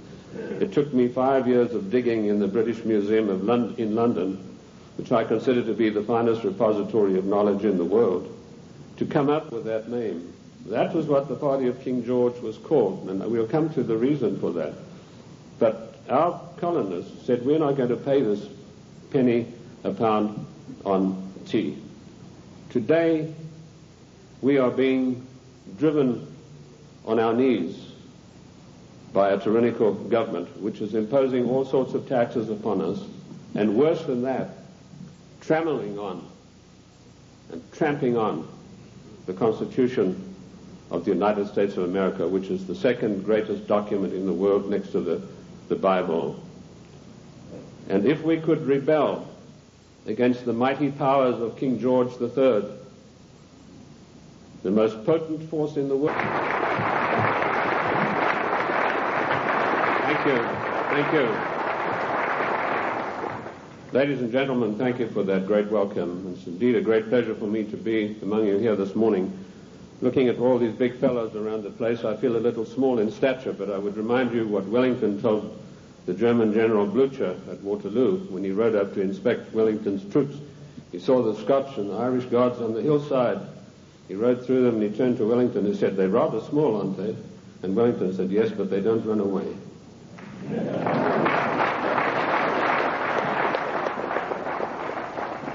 Ladies and gentlemen, I bring you a message of hope, not fear. A message that I hope will galvanize us all into much needed action. The problem is quite simple. Anarchy and chaos prevails in Washington, D.C. because the federal government has seized powers to which it is not entitled to and is passing masses of laws that are 100% unconstitutional. And when you get men setting themselves up as greater than the Constitution of the United States, you get anarchy and eventually tyranny. Now, I'm paranoid. I'm going to admit to you right up front. But let me tell you what the real meaning of the word paranoid is. It is a man or a person who has the ability to link events that seemingly are not connected. That is the true meaning of paranoia, or being paranoid. Of course, it's been used by our enemies, the socialists, the Marxists, the liberals, the so-called progressives, to smear us. How many times haven't I heard it said of me, that fellow's paranoid? Yes, I'm glad to admit it, because I have the ability to connect events that are seemingly unconnected. And when you do that, you begin to arrive at the truth. It's taken me 25 years to come to the conclusions that I have come to. And I want to tell you that one of the biggest things I discovered in my work was the existence of a supranational committee composed of 300 men. I came across this quite by accident when I was serving in Africa, in Angola, and I was given a series of documents which were only supposed to be handed in to top-level people. They were what we called above the top level of classification of intelligence documents. And there I discovered that whilst I thought I was in Africa fighting against the invasion of the communists, I was in fact fighting to introduce socialist regimes in the black African countries, and that I was actually working for a committee called the Committee of 300, also known in intelligence circles as the Olympians. I'll stop right